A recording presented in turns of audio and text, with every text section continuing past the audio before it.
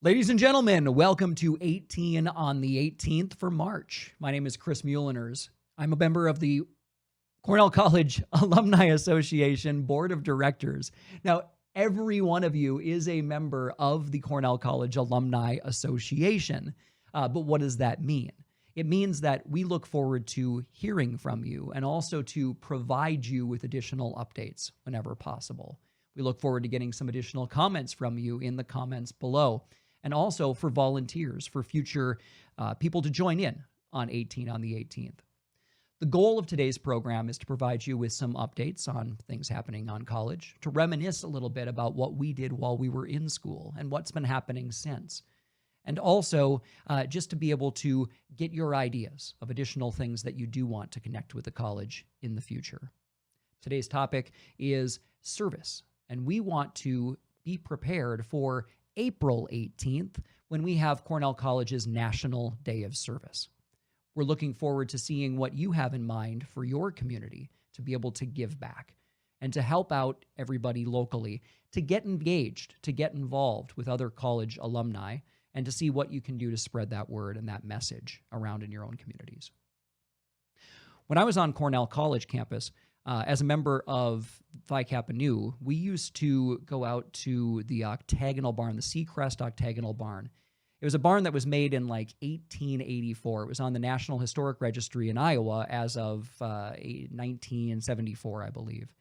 And we spent hours and hours out there cleaning things up, hauling stuff around, burning wood, clearing brush, fixing up walls, adding in additional walls, fixing up old wood. It was a great community building experience and also just a great way to give back to the history of the local area. The Newts were recognized in 1997 by, I think it was Representative Roe Forge in Iowa, with a local service award. And we continued to provide different support for housing agencies like Habitat for Humanity, for helping out the local community. And even for a while when our local or the college's maintenance staff wasn't able to get out in some snowstorms, we had Newts shoveling sidewalks and putting down salt. Since I came back to Minnesota after college, I've been involved in various different community activities. You'll see that I'm in Jack's Caregiver Coalition studio today. Jack's Club has been a great benefit for me as my wife has been going through cancer, and I attempt to give back to Jack's whenever possible. I've also been a member of the Leukemia Lymphoma Society's team in training, raising money for cancer awareness and for research. All of those things are something that was instilled upon me from my history at Cornell, and I believe is something that's very important for all of us. We're looking forward to hearing from you. Again, make your comments in the comments section below. Send us information, your feedback, your ideas, and get involved. Get involved with the next opportunity for the 18 on the 18th. But first of all, it's time to hear from some other alumni. Hi, everybody. This is Chris Nelson coming to you from Batavia, Illinois, Cornell College class of 1987. It's really difficult for me to believe that this spring it will have been 33 years since I graduated from Cornell. Quite frankly, there are days when it seems like it hasn't even been 10. I really enjoyed my Cornell experience, as I know most of you did as well. Cornell taught me a lot of things, and I think it was a product of the liberal arts curriculum as well as the one course at a time.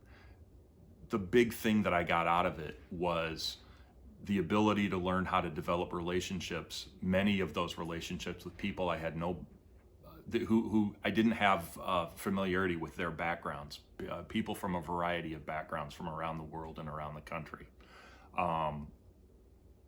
And I was able to do that despite the fact that we all ran in different circles on campus as well. People who were in the variety of social groups that I was not a part of. But it all worked, and it was a wonderful thing. And I've been able to take all of those experiences and put them together in the life that I've had since Cornell. I spent 18 years in the print media business. I worked for the Des Moines Register for 8 years, and I worked for 3 other newspapers. And in 2006, I got out of the newspaper business and I began working for the Kane County Prosecutor's Office, the state's attorney now is Joe McMahon. And some of you may have heard of Joe McMahon. Our office was appointed to be the special prosecutor in the case of People versus Jason Van Dyke. Jason Van Dyke was the Chicago police officer who was accused of shooting 17-year-old Laquan McDonald in 2014. And this was a case that gained national exposure, international exposure, quite frankly. My role in all of this was effectively to make sure that our trial team looked good.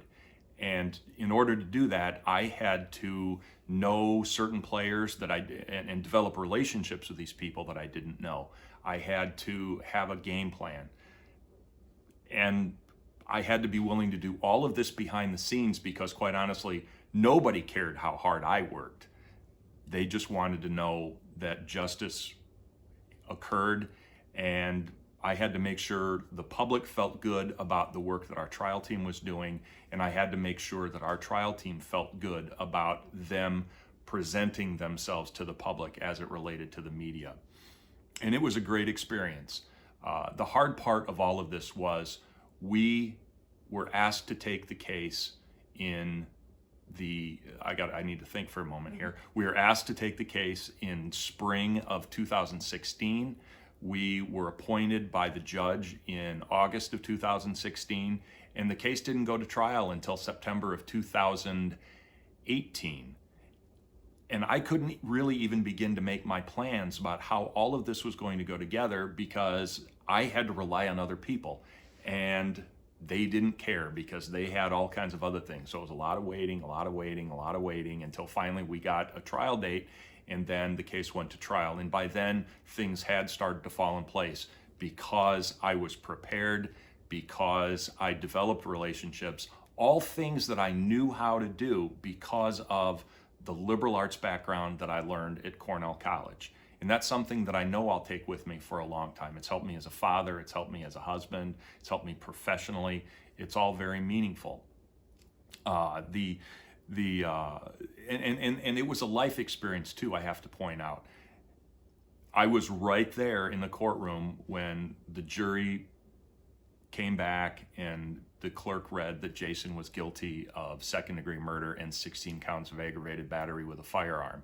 And I was there when he was sentenced. And it was very meaningful to see the faces of the people from the city of Chicago and how emotional they were over feeling like they finally got justice for themselves. And so I will always take that with me. As I pointed out, the difficult part about this was waiting, not being sure about what was going on. And again, that's something that came about, I believe, my ability to believe in myself that I would be able to tackle all of this because of my background at Cornell, because of my experiences on that hilltop in Mount Vernon, Iowa. I learned about relationships. I learned about being resourceful. I learned about believing in yourself and putting it all together. So I hope all of you, when you reflect on your time at Cornell, can feel as positive about that and have the ability to bring all of that back as you advance in your lives. Lastly, good luck with all of you as you deal with coronavirus. It's kind of similar to what I talked about with waiting. None of us really know what's going to happen. We have to be patient. We have to be thoughtful. We have to be good parents and make sure that the people around us are staying calm. It's been good talking to all of you. Thank you. All right, welcome back. This news just in, for those of you that haven't been getting any emails from Cornell College recently, due to COVID-19 concerns, the college is extending out spring break by 1 week. They're going to be hosting Block 7, March 23rd through April 15th, entirely remotely. The college has been suspending any employee business travel. They're going to hold most large events are going to be canceled, and they're going to be trying to make sure that they're doing as much virtually as possible through Block 7.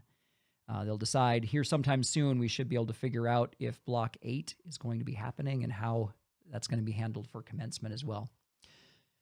Thank you very much for joining today's 18 on the 18th.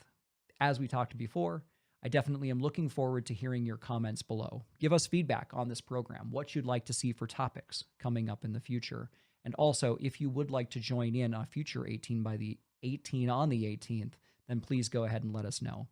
Thank you very much for joining in today, and we'll talk to you all again soon.